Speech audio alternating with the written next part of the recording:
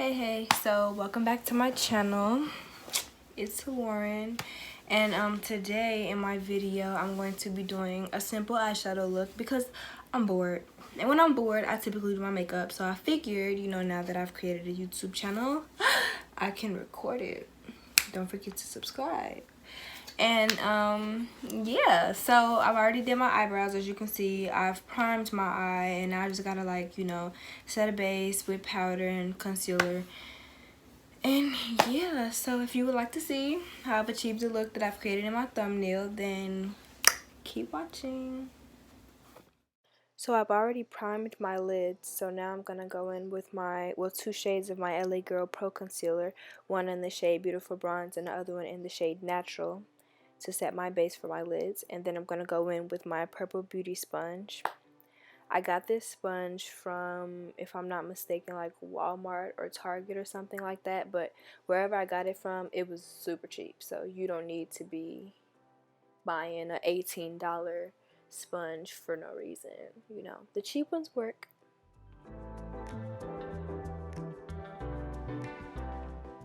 So now, to prevent creasing, I'm going to go in with my e.l.f. Sheer Tint Finishing Powder in the shade Light Medium and apply that all over my lid. So I'm going to go into my James Charles palette in the shade Mary, and I'm going to use this color as my base color, and I'm going to build this color up in my crease.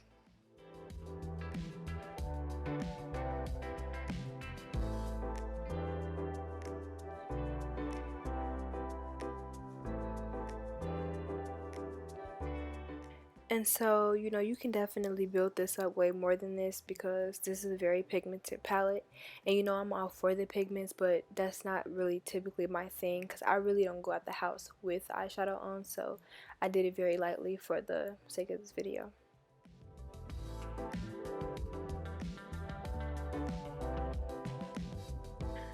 So now going back into the palette, I'm going to use the shade Rusted, I believe it's pronounced, and I'm going to build this up in my outer lid corner. And then keep in mind, just because the colors are like kind of close together, you still want to make sure that you blend them together so that you have a seamless transition, because you don't want to just slap color where it probably shouldn't belong, because that's not a seamless transition and that's going to probably end up ugly.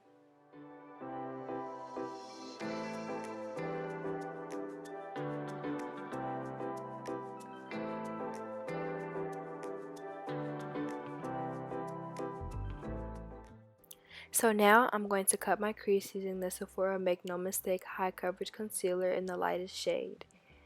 And so as I begin to cut my crease, I just want to add that I pay attention to like the highest, creasing line that I have on my eyelid to, map out like where and how I want my crease to be cut. And so everyone doesn't have eyes like mine. Like, even when my eyes are open, you can still see a large portion of my eyelid. So I always use the, highest line on my eyelid, but some people have like hooded eyelids, so they don't have that problem. So, it's basically just about what works for you and how you want yours to look.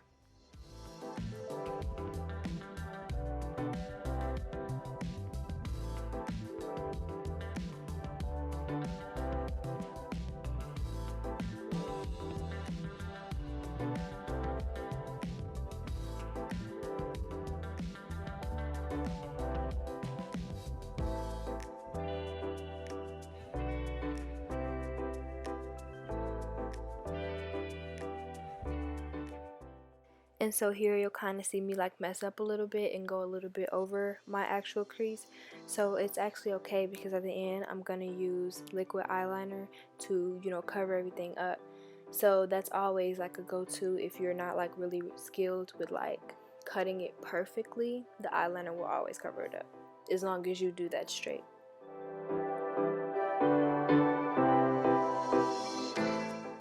So I'm going to do the ends of my creases like that because I know I'm going to have to transition it back to the base shade, but it's always optional. You can make a clean cut if you want. So now I'm going to go back in with my e.l.f. finishing powder. 1, to ensure that there's no creasing, and then 2, because I personally don't really care for applying color directly onto like a wet base. So now I'm going to go back into my James Charles palette using the shade B. And I find that it's better when you tap it on rather than like wiping it on or like blending it on, because you don't want, well, for this look I don't want my base shade and my Cut-Crease shade to blend. I basically want it to be like a defined difference. So I find it better to like tap it just to build it all up.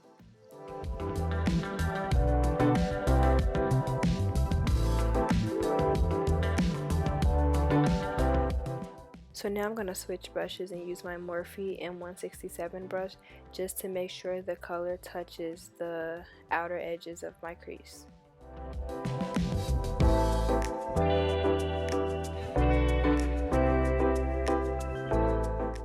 Okay, so dance party over. We're going to go back in the James Charles palette into the shade Mary again.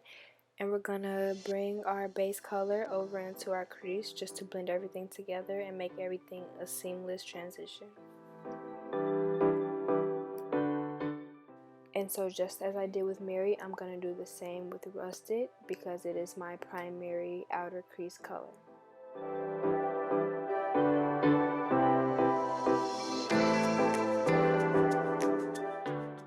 So now this part is so hard for me. Now I'm going to go in with my favorite liner, the NYX Matte Liquid Liner. And I'm going to line my little eye. And I can never seem to get this right because every time I do my makeup, it looks different.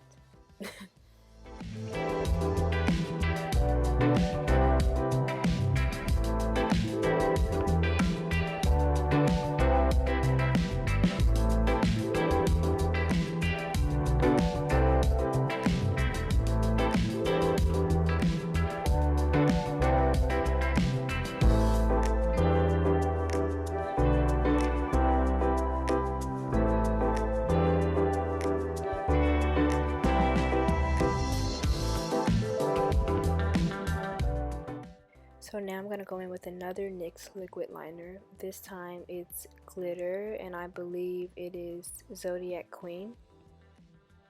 And so I'm going to line my crease, like I said, to mess up, I mean not mess up, but cover up any, you know, imperfections in the way that I've cut my crease, because I definitely have them. My hand is like the shakiest thing in the world.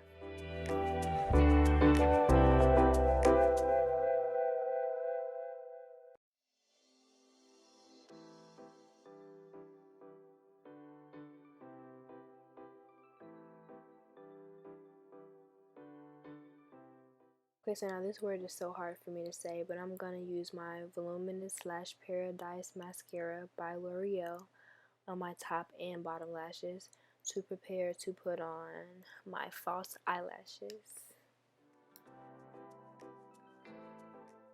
Okay, so these lashes aren't from anywhere in particular, just my local beauty supply. And the glue that I use is actually hair glue, but I find that it sticks way better and it dries way quicker than like eyelash glue. The only thing is that the chemicals kind of like make my eyes, you know, water up. But that's the risk that I take because being pretty hurts.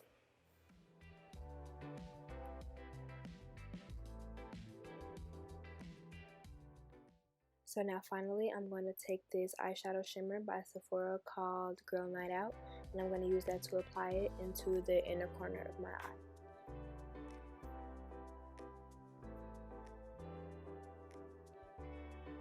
Now I'm going to fix my hair and get ready to take pictures because I am done.